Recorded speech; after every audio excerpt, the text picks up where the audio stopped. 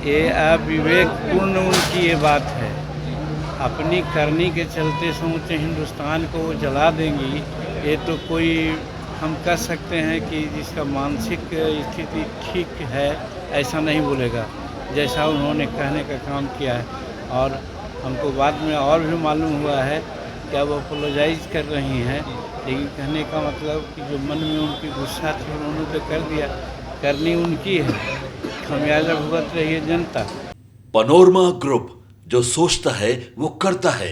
आपके अपने सपनों का आशियाना। नमस्कार, आप देख रहे हैं सिटी पोस्ट लाइव और मैं हूं आपके साथ प्रभाकर पांडे। आपको बता दें कि केंद्रीय मंत्री जीतन राम मांझी ने ममता बनर्जी से इस्तीफा मांगा है।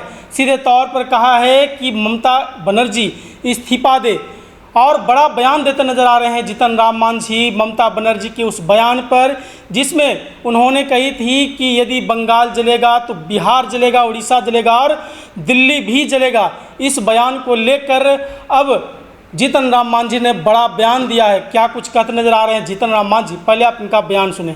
हम स्वागत करते हैं, पहले भी स्वागत किया था कि चंपई सोरेन आएंगे तो एनडीए का जो गठबंधन है मजबूत होगा और झारखंड में हमारी स्थिति बहुत अच्छी होगी, इसलिए स्वागत किया था और स्वागत है।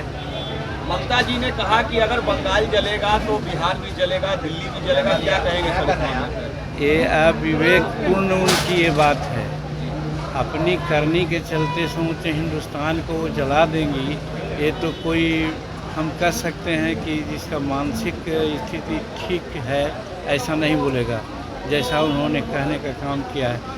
और हमको बाद में और भी मालूम हुआ है कि अब अपोलोजाइज कर रही हैं, लेकिन कहने का मतलब कि जो मन में उनकी गुस्सा थी उन्होंने तो कर दिया, करनी उनकी है, खमियाजा भुगत रही है जनता और दूसरे लोगों को वो उसके लिए जवाबदेह बता रहे हैं। लेटर भी लिखा है उन्होंने प्रधानमंत्री को दूसरी बार इसको लेकर, इस तरह का लिखने से क्या होगा, काम करना उनको है। लॉ एंड ऑर्डर राज्य का विषय होता है, उनको संभालना चाहिए, उनसे संभल नहीं रहा है, उनको इस्तीफा दे देना चाहिए था। आरजेडी 1 तारीख से जातीय जनगणना को लेकर पूरे देश में धरना प्रदर्शन करेगी, क्या कहेंगे इस पर?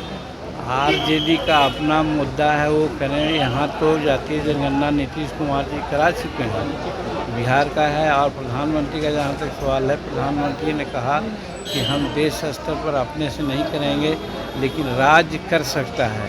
तो राज्य में जब बिहार को बारी आई तो बिहार तो अपना कर लिया, वैसे दूसरे राज्य है, दूसरे राज्य जनगणना करे, इसमें रोक कहाँ है? चिराग पार्टी में बड़ी टूट को लेकर के चर्चा हो रही है, कयास लगाया जा रहा है कि आरजेडी दावा कर रही है कि चिराग पासवान की पार्टी में फिर से टूट होने वाला, उनके कई सांसद कोई टूट नहीं है और हर एनडीए इंटैक्ट है और चिराग पासवान जी एनडीए के साथ हैं, उनके सभी लोग साथ हैं। ये विरोधी का काम होता है कुछ इस प्रकार की बात फैला करके लोगों में भ्रम पैदा करना। बीजेपी तोड़ रही है तीन नहीं। जीतन राम मांझी ने कहा कि जिस तरह से ममता बनर्जी इस तरह की बातें कहते नजर आ रही है, इससे साफ जाहिर होता है कि ममता बनर्जी का मानसिक स्थिति ठीक नहीं है।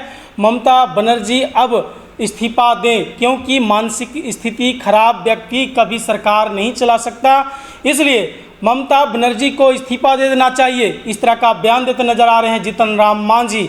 और उन्होंने कहा कि जिस तरह से पत्रकारों ने सवाल किया कि तेजस्वी यादव 1 सितंबर से धरना पर बैठने वाले हैं, उस मुद्दे को लेकर, जो आरक्षण का मुद्दा है उसको नौवीं सूची में डालने को लेकर और जाति जनगणना को लेकर, इस पर जीतन राम मांझी ने कहा कि नीतीश कुमार पहले ही जाति जनगणना करवा चुके हैं। और इस बात को लेकर नरेंद्र मोदी ने भी कहा है कि केंद्र में जाति जनगणना नहीं होगा, लेकिन यदि राज्य सरकार जातीय जनगणना कराना चाहती है तो कोई भी राज्य की सरकार जातीय जनगणना कराए।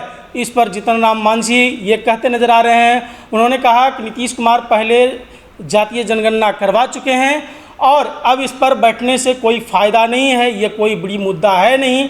इस तरह का बयान देते नजर आ रहे हैं जीतन राम मांझी। तो वहीं झारखंड में भारतीय जनता पार्टी में शामिल होते चंपई सोरेन को स्वागत किया है। कहा है कि भारतीय जनता पार्टी में चंपई सोरेन को शामिल होने पर मैं बधाई देता हूं, और इस तरह का बयान में कहते हुए नज़र आ रहे हैं जीतन राम मांझी। तो क्या कुछ कहते नजर आ रहे हैं मैंने आपको सुनाया। फिलहाल इस खबर में बस इतना ही। आगे के तमाम खबरों के लिए बने रहें मेरे साथ। वीडियो को लाइक करें, शेयर करें, चैनल को सब्सक्राइब करना ना भूलें। धन्यवाद।